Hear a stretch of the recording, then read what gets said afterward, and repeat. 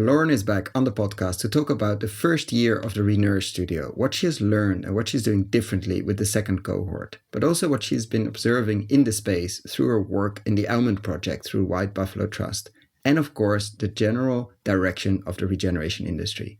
What is disappointing, what is exciting, and what really, really drives her.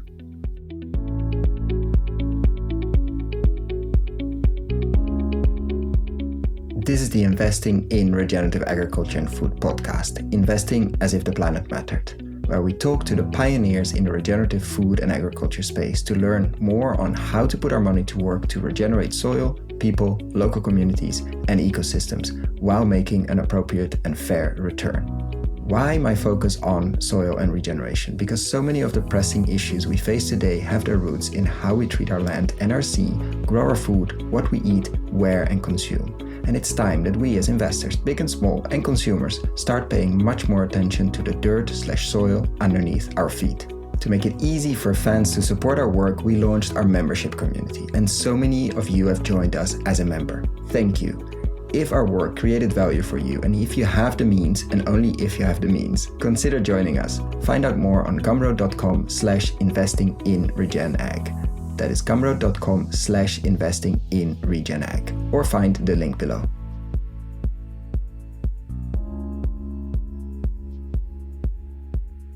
Welcome to another episode. Today we have back on the show Lauren Tucker, who works in collaboration with the White Buffalo Trust to convene farmers, scientists, and brands to evolve growing systems in California, and we talked about that a lot last time, is leading the ReNourish Studio. So Lauren, welcome back on the show.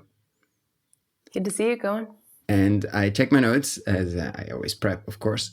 It was a year and a month ago, actually, so March 22, and we talked a lot about a studio in the phase of being born, and now you have a year under your wings. I don't know if you say it like that, but anyway, you have a cohort, you have a group of people that have gone through all kinds of journeys, so I'm very much looking forward to unpack that. But for anybody that didn't listen, of course, I will put the link in the show notes to the former episode. What is the ReNourish Studio, and I mean, maybe also the intro of that changed. What is the ReNourish Studio as we speak now? Let's say the spring in the Northern Hemisphere of 2023, actually. Sure. Yeah, what we're working on is deep and complex, and so I definitely struggled with the one-liner, but in essence, we're working on applying living systems thinking to evolve business models so that we can find really meaningful and effective roles in evolving the systems and structures of our food system, our food and agriculture system. And the way we're working on that is really focused on how do we perceive, how do we think, and our worldview, and seeing that, you know, for the last several hundred years, our worldview has really been taught as mechanistic. And what does it take to unravel that and see all the mechanical ways in which we interact in the world, and then bring about an understanding of living systems and the world is alive, and how can we play a role in the living world. And I'm going to go straight into the deep end. After this year, have you seen like this living systems thinking and doing being, I'm not saying easily applied, but like how easy is it to apply it into the very mechanical business in output, spreadsheets, factories, machinery, literally in many cases, or figuratively in some cases? How has that tension been? Yeah, I think that a lot of studio participants are describing the studio is a really incredible fun journey and very hard. And I think that that's fair. Yeah, I mean, really what we're working on at its foundation is what are we being directed by? And we're so obsessed with function and how do we do things and how do we do it better, instead of really stepping back and asking, what is the role of our business? What are we aiming to bring into being through this business? And then if we can see that, then what functions do we do as a result? And at first, we're not changing the structure of our business much. We're just, your accounting isn't going to change. Your payroll isn't going to change. If you make a product, you're not going to stop making a product initially. But we've spent the first year really looking at what's behind our thinking about what we're directed by when we go to work, when we even founded this business. And then what does that mean about how our role could shift? So it's built as a 3-year program. We're 1 year in with our first cohort. The first year was really all around building ableness and living systems thinking. The second year is all around business strategy. So I guess we'll have to do this again in a year. Absolutely. And in terms of, you say, participants, you don't have to name names, but what kind of people should we imagine, and what kind of companies are the current participants in the studio? Sure. Our current participants, so we have a group of 23 folks who have been with us for a year. I think most of them are going to continue into next year, and we're making those decisions and having those conversations now. And it's really cool to see a lot of folks continuing and even have the question not be kind of a silly question. I have a lot of people participating who are like, wait, why are you even asking me? Of course I'm coming to year 2. But as far as types of participants, we have a few consumer packaged good brands, so people who make food products. We have a few people working on certifications in the marketplace. We have a nonprofit that works as a convener of many different aspects of our food system. We have a few investors. We have a farmer who's also working on solar as a secondary business income for other farmers. So we have a few really small startups. So we're working with different scales of business as well as business leaders, food leaders across the food system. And I think that's been really magical because everyone's kind of coming in at a different viewpoint, but we're working on this together. So, and do you feel like you miss a player in this space, or you say one farmer? Would you love to have more? And do you feel like after a year, is it a well-balanced group in terms of the food system, which is such a massive beast? Or do you have some wish lists of like, I would love to have a bit more of that or a bit less of that? I mean, less, we're not going to talk about it here, but a bit more of something. That's where it gets really challenging, and it's really easy to fall into this kind of category thinking. Part of me wants to, and I've done this, write on a whiteboard, like, okay, we need someone from food service, and we need processors, and we need a retailer, and we need, and just to kind of name all the parts of the system and think about how it would be ideal to have everyone represented. But the reality is we all work with all those stakeholders, right? So at the end of the day, it kind of doesn't matter who ends up doing this deep work because they are nested in their own communities, which are full of all of those aspects of the food system, and they touch them all.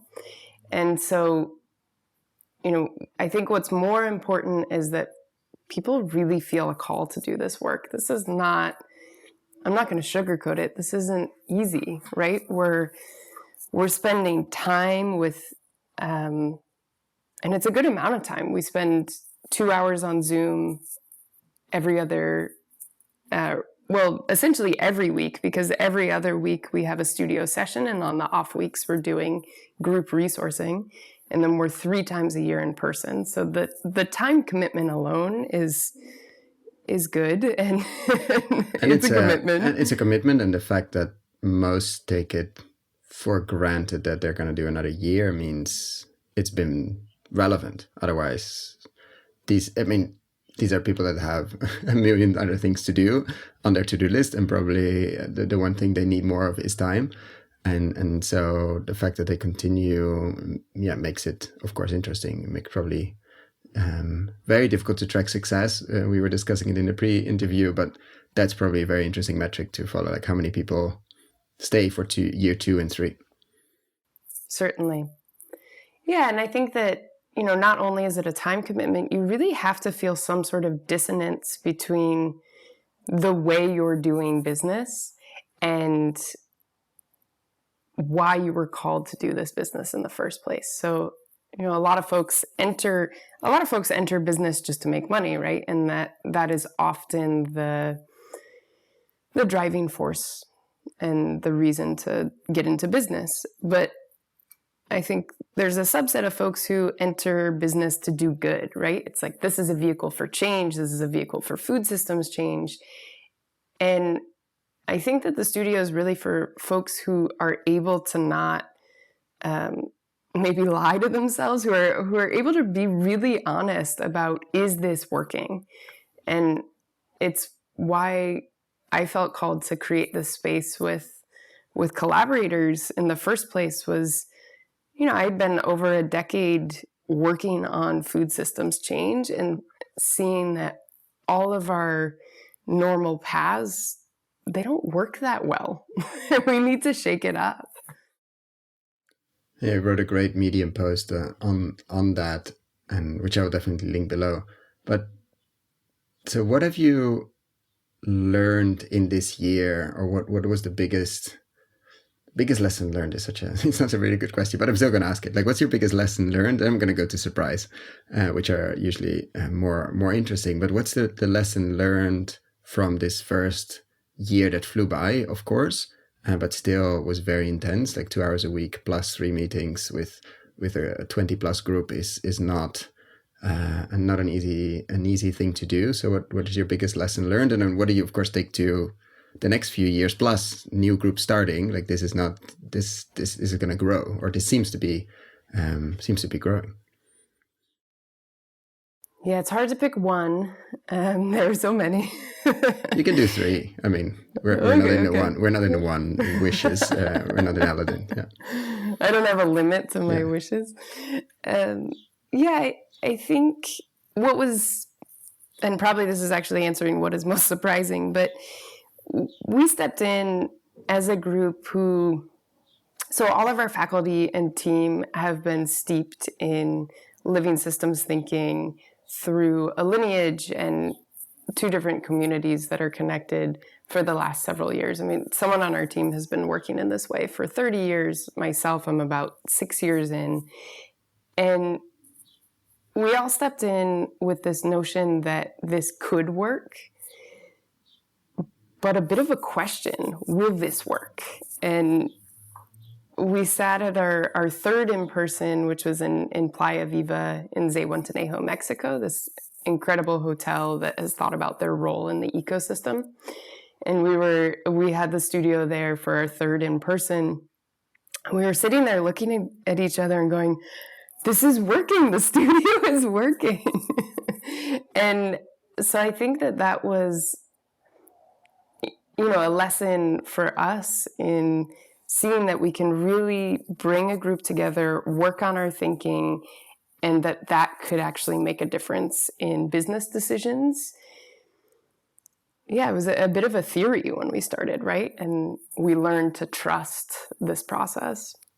And when you say it works and it influences business decisions, do you have examples of that? Because you're sitting in Mexico in an amazing place.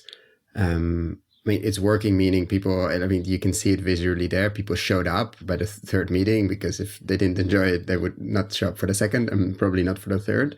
But then to say it's working means there's a deeper change there that you maybe wish to see but hoped for to see. Like, what made you say that in that moment? Yeah, this work is nuanced, and sometimes it feels hard to describe. The feeling in the room, the feeling for all of us is that a lot has significantly changed. But then when you try to articulate it, it sounds ridiculous. But I think what is working is that we are seeing from completely different viewpoints and able to discern, the way I'm approaching this is very mechanistic. How would I step into the world is alive, the world is dynamic, these are systems at work and they are always in motion. And then how do I see myself and my business and my role in that system and what it can contribute? And where we are right now, we're all seeing those possibilities. And even just being able to kind of put on a new pair of glasses and see in a different way, I think is a success. The other thing that was really curious for me was I didn't expect this project to change my work so much. And I wrote about this a little in the recent Medium article, but I've been applying what we're learning in the studio to the work that I do in the Central Valley with White Buffalo Land Trust and convening multi-stakeholders around evolving growing systems, conventional growing systems. And there is a different energy and field that has been created around this work I'm doing in the Almond Project because of the way I'm showing up to convene. And the way I'm showing up to convene is a direct result of the work we're doing in the studio. And again, it sounds it's so slight and nuanced, but another thing we're finding is that we're so obsessed with function. We're obsessed with how do we do things? How do we do it better? And that often a shift that's really needed is how do we show up with what direction in mind? And it's been surprising how do you show up then differently in your work with White Buffalo compared to a year and a half ago? Well, when I started working on that project, the Almond Project, I was really viewing it, I think, from this place of stop the bleeding. It's like, okay, there are almond farms that are monocropped, and there's this whole narrative around using too much water, which when you dig into it, I think is a false narrative, actually, but they are permanent crops, so you can't turn off the water to them. And they're using a lot of chemicals, and the food safety laws require that the ground be completely bare at harvest. So, almond farming in California, whether it's organic or conventional, it looks like, as far as you can see, hard-packed ground with trees stood up in it. And it's intense. And so I went in and I was like, I'm going to help fix this thing, and this thing is a problem, and we're going to convene stakeholders and fix it, which is a really mechanistic mindset and coming from this view of let's kind of stop what's really, really bad. And, what I've grown to understand is, can I get to know this place and these people and these stakeholders? And then what we've done is we've cultivated a community of care, really.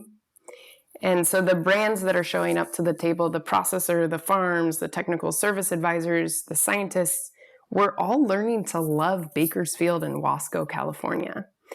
And then from there, we can see a completely different potential for this living system that is in time and space and in motion, right?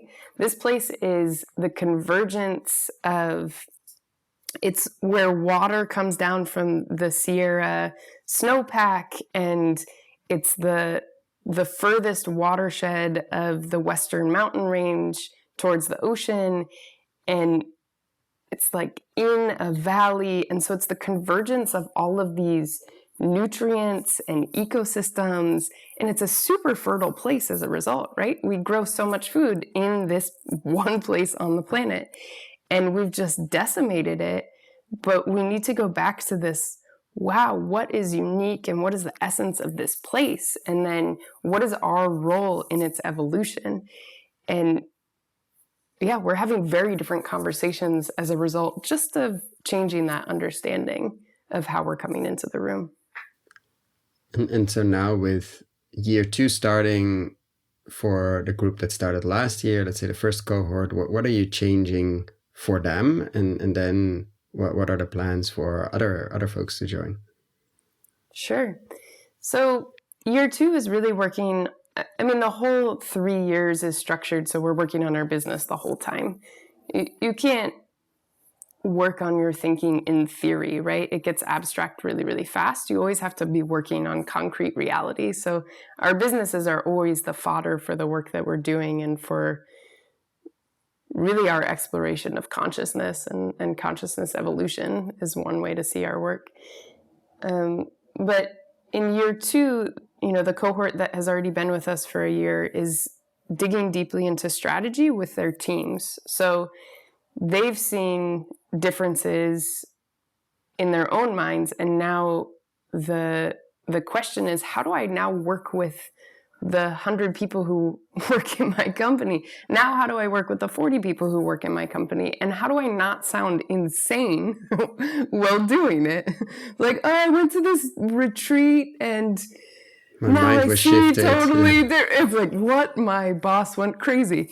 So it's the challenge of year 2 is how do we work effectively with our teams, and on, now that we've seen a glimmer of a new role and direction for our company inside of a living system and a system at work, then how do we bring that into reality? So what's our business strategy? So that's what we're working on together. New folks so we are opening it up for people who are interested to join us and go on a 3-year journey with us. So our cohort 2 this will be their year 1, but it's not a quite linear path. So it's not 2 separate cohorts. We're going to be interweaving them quite a bit. And there will be some things that they do separately, but most things they'll do together.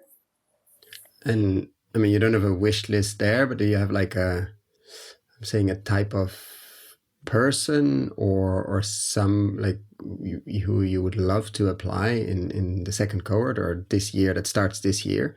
Not saying a processor or anything like that, but are you missing, or would you like to dive deeper into a certain persona or something in this work?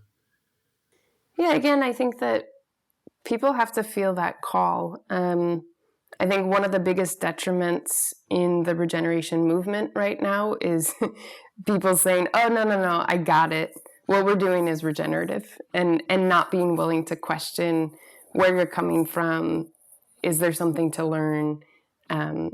Question your own thinking. And so if you've already got it, this probably isn't for you. But if you feel some inkling that you would like to be more effective in the way you're working, then this is definitely for you. And I think, to more specifically answer your question, I think that really any aspect, someone who's leading any aspect of the food system would be appropriate. So it could either be I'm leading a processing effort, or I'm a retailer, or I'm a brand, or I'm a farm, or I'm a distributor. It's like very specific role in the food system. Or I think that this can also be appropriate for folks who are working across the food system. So they're playing a role across many stakeholders. Like we have certifiers in the room, right? And they're playing this role across many stakeholders. So I think it's like it's for the world, but only come if you're called, yeah.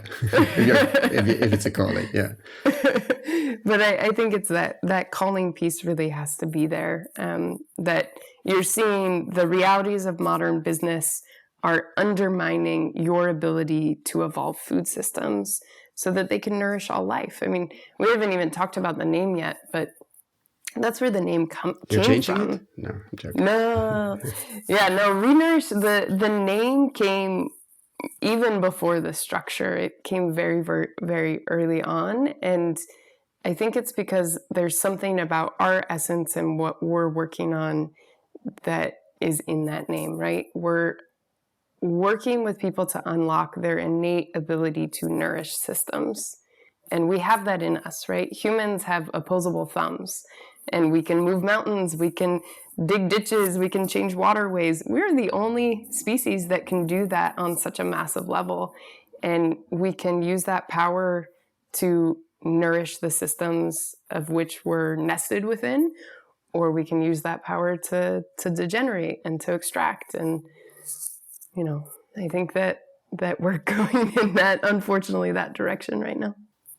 as a, what is the term, super keystone species, I think. And in the general, like you made a small comment on that, the general, let's say the regeneration movement, you've been part of it, partly founded it, and definitely have been observing. What has been your main observation of the last year? Like we talked a year ago plus actually, and what is your lay of the land as where we are in the regeneration movement, or what has been weird, surprising, interesting? Is it a bit the same as a year ago? Hasn't it shifted too much? Of course, we were just at the beginning of a war a year. I mean, we're still there, but the world has changed in many cases. Yeah, I think the movement itself, I mean, I came into this a little over a decade ago as a co-founder of Kiss the Ground, and we caught on to something that was already happening in the world and helped accelerate it. And, you know, the main narrative that we propagated was soil can sequester carbon, which I think was an important, hopeful message in the face of climate change, where all of the messaging at the time was kind of doom, gloom, and cut emissions. And so it was like, oh, there's something we can actively do that can bring our carbon cycle back into balance. But I think that that's just a fragment of the whole, right? And what I'm seeing now is both the acceleration of this movement. I hear the word regenerative everywhere. It's like, so there's so many people who are joining it, and so many businesses starting and consultancies, and there's almost a new one every week. It's like, oh, this is the new regenerative consultancy for sourcing, or this is the new one for X. So it's growing, but I also see this growing dissonance of folks who are thinking about it in this very mechanistic carbon way, and a smaller subset who are trying to hold this seed of what regeneration truly is and what it can be. The deeper end of the pool. Yeah. And is that smaller subset growing? I mean, of course, through the studio, etc. But do you see, like with the larger tent growing as well, that people naturally at some point go to the deeper end of the pool and go down the really deep rabbit hole that is deeper than cover crops, mixes, and direct seeding and holistic management? Or many people just stay in a big tent and mostly talk about soil health? Yeah, I think it's kind of a both and. I think that more and more people are waking up to, oh, regeneration is really about going back to essence and co-evolving, and communities finding self-organizing roles within co-evolving towards a regenerative direction. And we are living systems, we play roles in them, and how do we see our world as alive and in motion and part of it? And so there's certainly a growing community that's going there. But I think, you know, this year we saw every major food company get together at a conference and talk about how regenerative they were. And so the tent has grown a lot. And with that, maybe it's the same ratio of folks in the deep end and folks in the shallow end. Yeah, I was wondering, like, or does the ratio go down and the deep end just stays the same group, which would be a problem. Like, I hope there's a natural evolution of, okay, you get interested in the topic, and a percentage of those people go through a journey and go deeper and deeper and deeper. And not through a journey, they will always be on a journey, and another percentage just stays with soil cover and things like that, which is already better than status quo. But yeah, it's and I'm just wondering, like, is it sort of a natural evolution of people to go deeper and deeper and deeper if they allow it, or not? And it's a very small group that just happy is happily floating at the deep end, but somehow we don't get the others to join, and they want to keep touching the bottom of the swimming pool. And so I don't know if I don't know the answer to that. I think we had somebody on who was talking, Christian, of like the whole psychedelic movement now will allow a lot of people to have at least experiences that they're part of the whole. So maybe that helps clicking a lot of these things. I don't know. It's a theory, but an interesting one. So I don't know if that percentage the ratio might go up at some point as we live in interesting times. But well, I think what has been surprising to me in the last year is I've understood for a while in theory that as humans, we participate in and pull from fields. So this idea that, if you realize something that then other people can realize it if we're pulling from the same field. And we are all connected by alive energies, and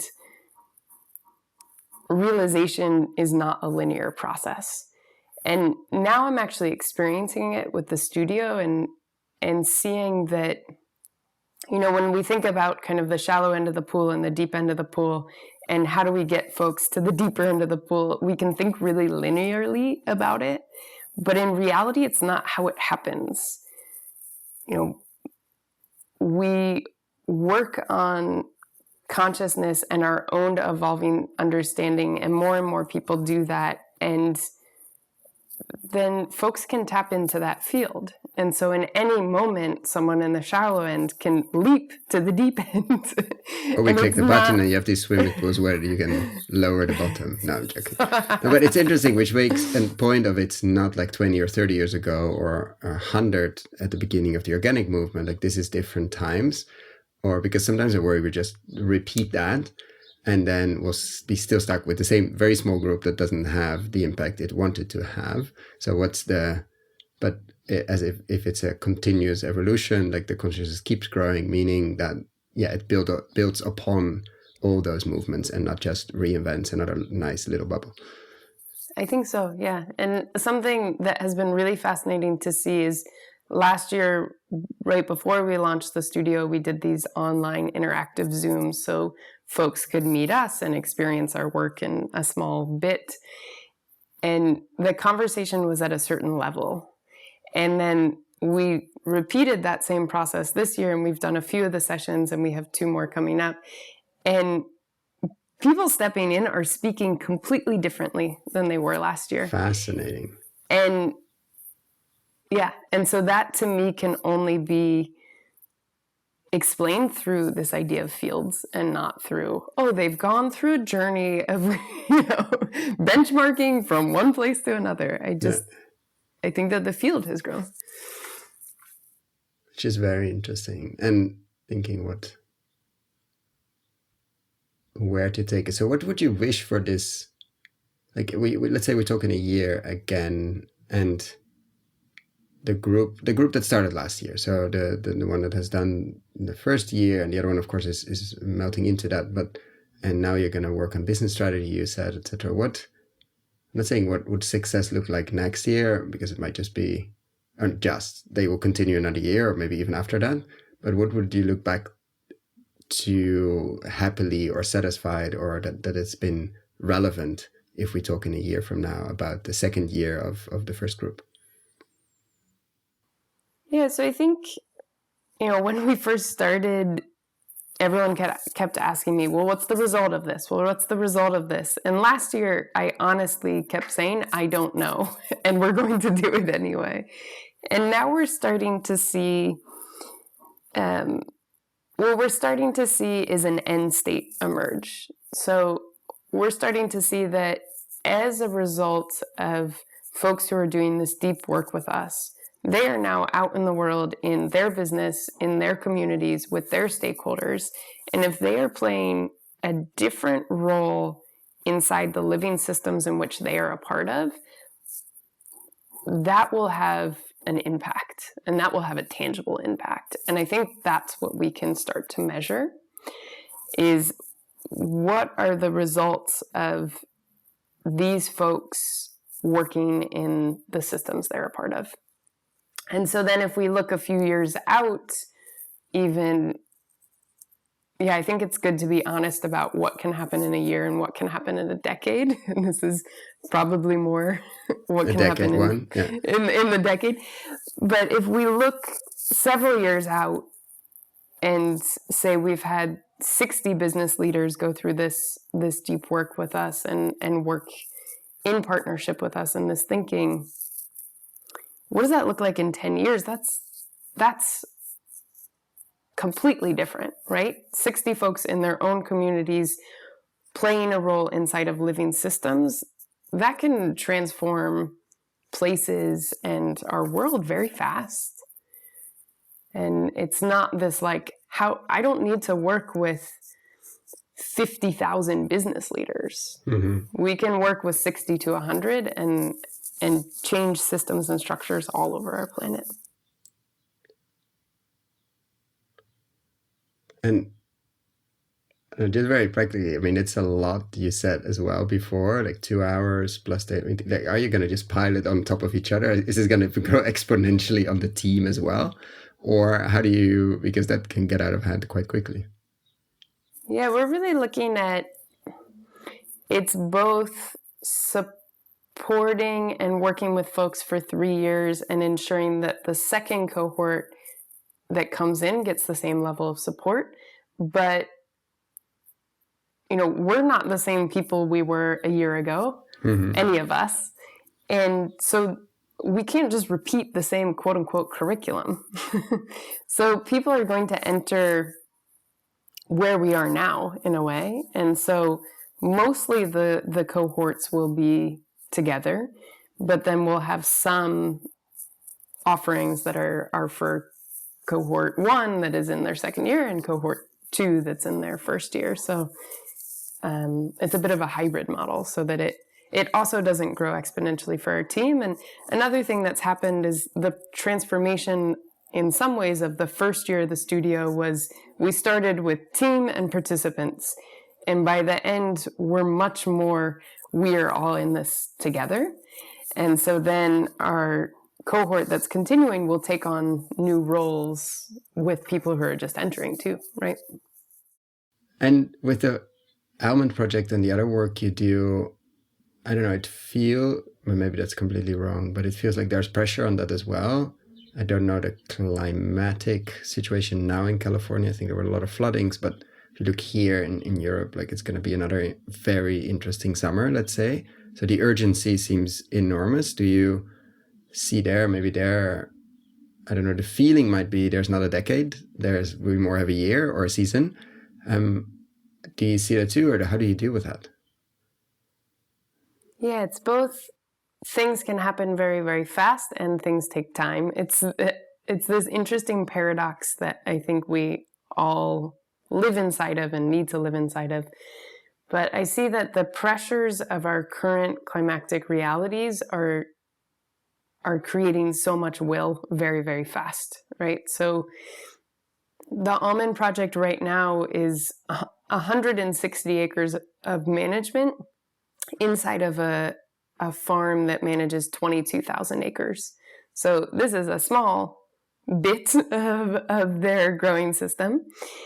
And, these fields did not flood because they had cover crops when all the big rains came. And that drove a lot of folks in the valley to think about cover crops. And I bet next year there will be so many cover crops in the valley just because of that reality, right? That visual, you could see it, feel it, you can see it. You step into the field, it's not flooded. Literally, folks in the area had 1-2 feet of standing water in their orchards, which is really intense. I watched there was a video that went viral of someone filling 2 pickup trucks with a bunch of dirt in the back to make them really, really heavy and driving them into a levee that had broken to try to stop the flow of water. And, the conversation on the internet was like, why do you just killed those 2 trucks? Those trucks are now flooded out. They're, never going to drive again. It's like, yeah, but look on the right side, there's fields of almond trees. That investment is multi-million dollars. The trucks are, I don't know, 25, 30,000. Wow. And so, we're at that level of chaos with the amount of water California got this year after so many years of drought. But I think it's going to drive, necessity is going to drive things really, really fast. And the question on the table is, Are we ready? What do we do, right? Do we just kind of repeat a pattern that is very similar, and do we adapt in incremental ways, or do we completely rethink what is this place, how does this place function, what is the natural living system of this place, and how do we farm inside of it? And yeah, I don't know, that work may take a little time, or it might not, based on people's will. I'm not quite sure yet. And when you put that on the table, like, I'm not saying those two options, but those two lineage, like, is the response to, because of this pressure, but also the pressure could simply mean people really really go for cover crops and for the easier, it's not easy, of course, but quote unquote easier incremental change. But because of all this pressure, do you see there's interest in like a deeper change as well? Or is it like, it's crisis, let's fix it, or at least let's band-aid it, and then we have time and space to think about the deeper questions? Lauren, thank you very much. Yeah, I think there's a lot of band-aids running around. And I think that we can reframe our understanding very, very fast too. And so the work that I'm doing, the work that partners are doing, that's the direction we're aiming in, is can we reframe understanding as fast as possible so that we can respond in a completely different way. And anything else in like the overview you have, or the work you do, or what you see that you're excited about in the regenerative movement? You're like, wow, I didn't see that coming so fast, or that's a surprise, or that's very deep and relevant and interesting, because there are not so many people that have followed and worked in it for a decade and are definitely on the deep end of the pool. So what are you excited about beyond your own work, of course, I hope? Good question.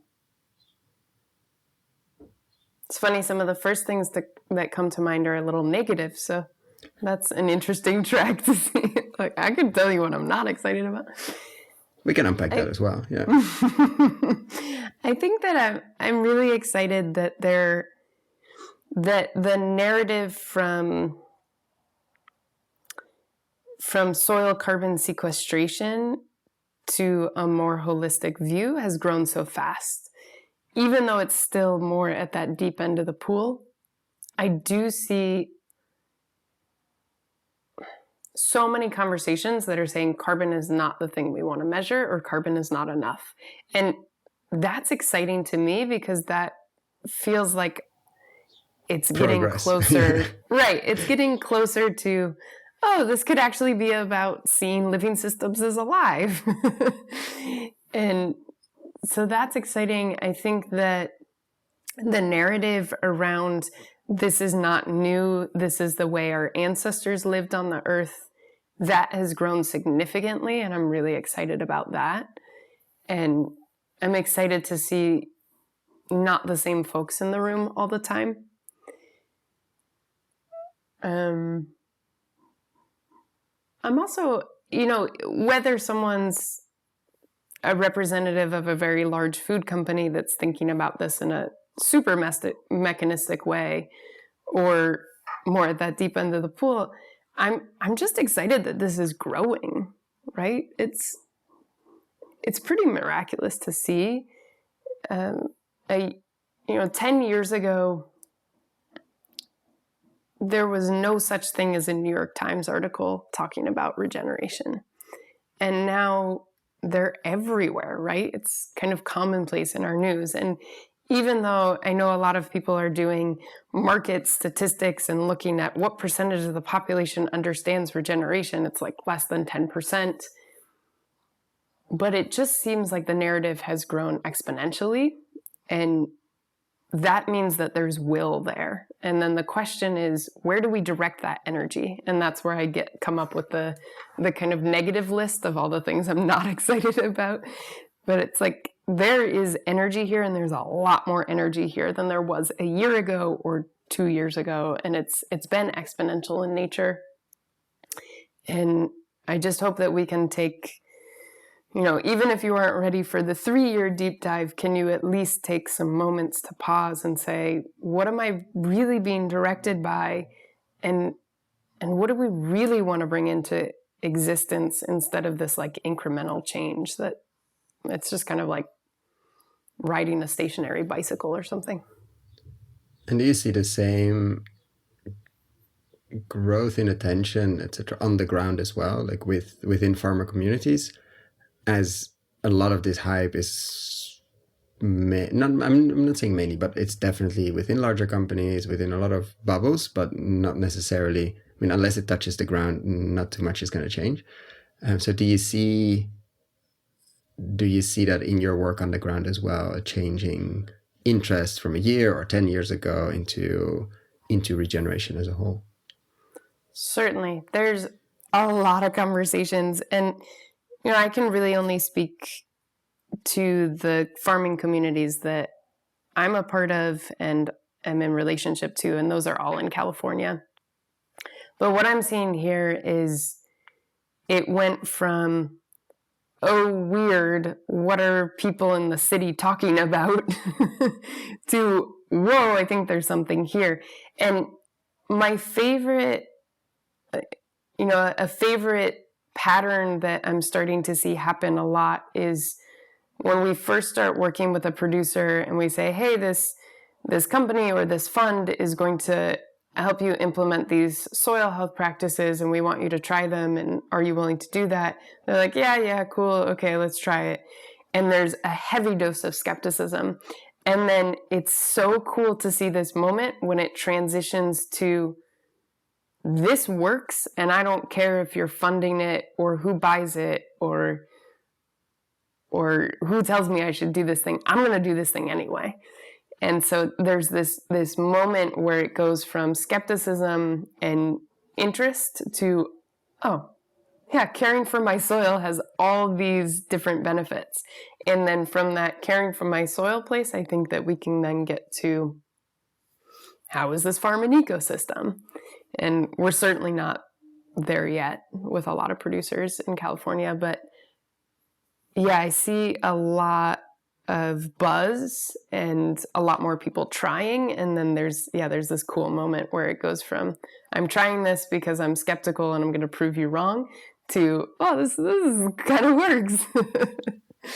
And on the negative side, or the challenges side, like where do we expect the biggest pushback, or what narratives are? I see some around organic and feeding the world, like this is just for, like, there's of course a lot of discussion on whatever shape and form rewilding takes. There's a lot of on the input side and the chemical side, like what are for you the main, not saying barriers, but potential landmines, or let's say lineage of distraction in this space, that or is it actually relatively focused on the positive or on the potential with different levels of depth or different levels of lineage? Or is there also, I'm not saying the big evil, but like who's pushing back the most on this? Is it what is the strongest pushback you get? Sorry, it's a very long question. I'm formulating it in my head as we speak. I'm gonna get emails about this. I'm sorry, everyone. Very long question. We're not editing. What's the biggest pushback you see or you feel? I must admit that I'm pretty deep down the rabbit hole, and so I often don't see kind of forces that are pushing against the movement itself. But I think it's easier for me to answer that question from within the movement. I think the things that scare me are when we label things regenerative as a binary yes-no. we are totally killing the potential in an instant because we are propagating this idea that it's like you can be good or bad, you can be regenerative or not. And it's just not true. Regeneration is a process. And if we cannot see it as a process, then we have maybe no hope of seeing our world as alive and in motion and us playing a role inside of living systems.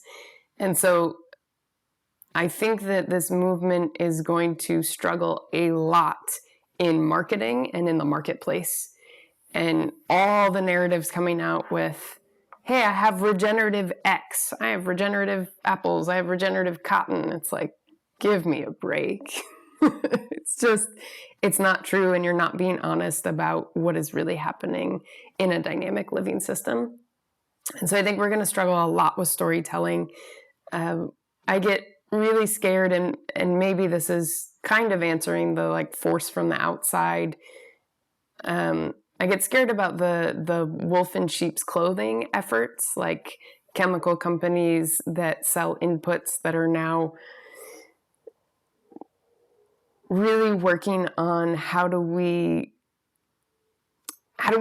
genetically engineer, or how do we engineer products that will accelerate soil carbon sequestration. It's like, oh, cool. Now we're going to engineer microbes. Yeah, there's no unintended consequences that could come from that. Great idea. Keep going. I mean, come on, that is scary.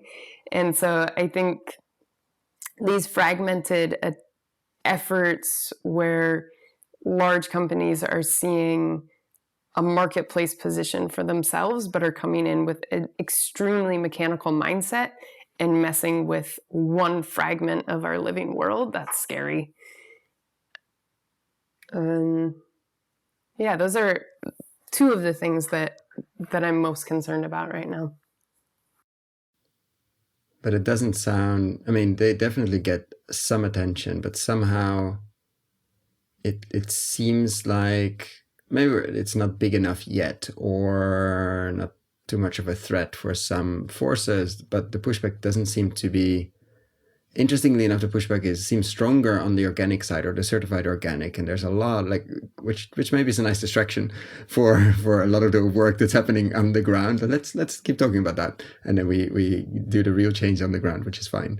But it's I don't know, there's another conversation to be had there too, or sure, it's yeah, I don't know. Sorry, go ahead. Well, just to this organic point, I've spent some time putting myself in the shoes of folks who have been in the organic movement for decades. And when the organic movement started, the world was really different, right? Chemical farming was going to take over the planet, and we had no hope of any alternative. And so that movement, we wouldn't be here having this conversation if the organic movement hadn't gained so much ground. And so there's this energy in the organic movement of us against the world. And I think it continues to today. And it's like, can you imagine being 30 plus years into a movement, and then someone saying, yeah, that's irrelevant, we're going to go do this other thing. You'll be annoyed. And then we're gonna go do this other thing that commercial conventional farmers are gonna try to co-opt and get involved in. It's like, oh my God. I get that feeling. But it's interesting to see somebody's, I don't remember who said it, but like how much attention this wave of regeneration has gotten compared to organic. Of course, it's a wave that builds on the top of the organic, because we wouldn't be here without it. But you get a lot of faces that like suddenly they go, okay, going to be annoyed in the corner of the room. Like, why are these newbies getting so much attention? Of course, this is, but it's interesting to see it. And it's also interesting to look at the origins of a lot of the organic movement, which is very regenerative. If you look at the basis, like it's really soil, and maybe not the regenerative business side, and so now, I mean, we know what happened to organic, and but it didn't break out of the 6% or break out of certain bubbles, and so I'm wondering, what can we learn from that? What can we understand what pitfalls can we avoid. And maybe it is the certification pitfall and other things that made it very political. But I'm just saying it's also nice. All the discussions of organic feeding the world, etc., is a nice distraction from the regeneration movement that just keeps happening on the ground. But there's a lot of discussion, of course, of big input companies suddenly using the term regenerative and doing regenerative chemical fertilizer. I'm like, yeah.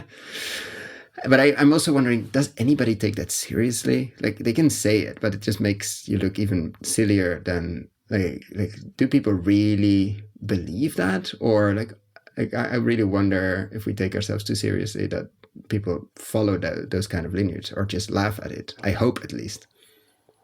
I think some people are finding value in it, which is scary. Yeah. But back to this organic thing, I just wanted to share that it's almost like there's a necessary energy of this moment inside of agriculture. And whether we call it regenerative or not, I think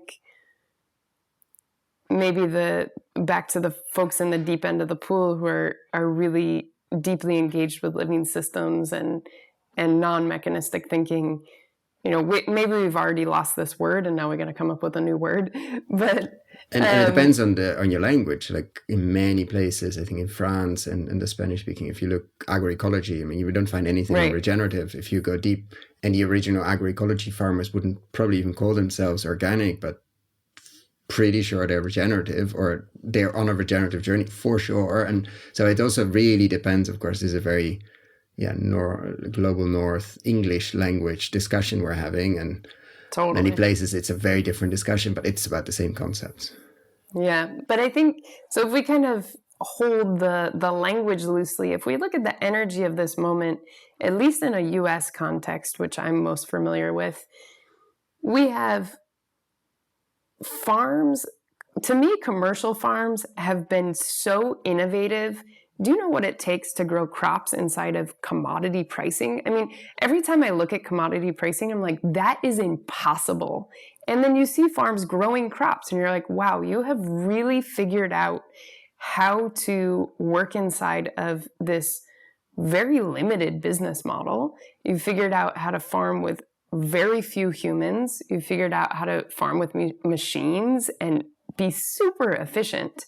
And then if you look at organic folks, kind of the majority of that community, leave aside the folks who are really agroecologists and kind of on the far end of the spectrum, the bulk of that community has figured out how to farm really without toxic chemicals. So they're still using chemicals, but they're less toxic, right? And so they rely really heavily on tillage.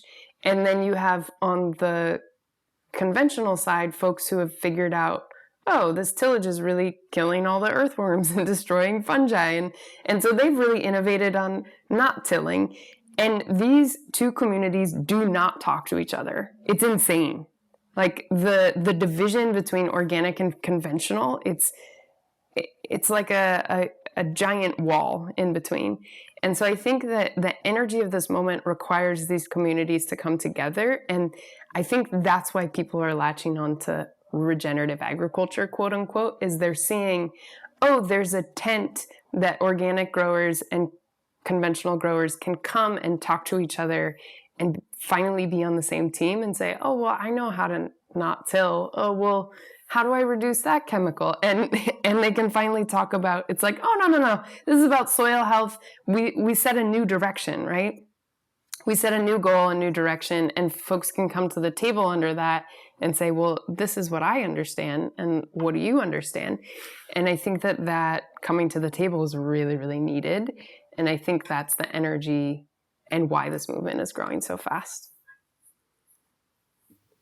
I think it's a good moment to end this conversation. I want to thank you so much for coming back and checking in on the ReNourish Studio, of course, on your work with White Buffalo Trust and in general on the regenerative movement and or regeneration in general, and what you've seen, observed, found surprising, challenging, interesting, funny, and more. So I hope to do this again with the next cohort or in a year from now when you probably have a lot of other lessons learned and observations from your work in the deep end of the pool.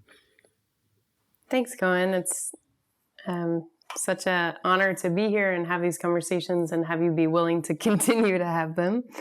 And yeah, I think if anything, this movement provides hope for me that as humans we can wake up and see our unique role that we can play as tenders of living ecosystems and that we're a part of. And I think that's at the core of the energy behind it. And that gives me hope for all the crazy stuff that's happening all over the world today. Thank you so much. Thank you.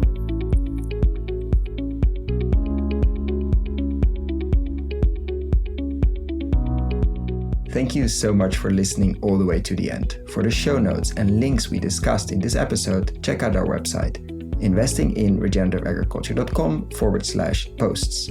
If you like this episode, why not share it with a friend or give us a rating on Apple Podcasts? That really helps. Thanks again, and see you next time.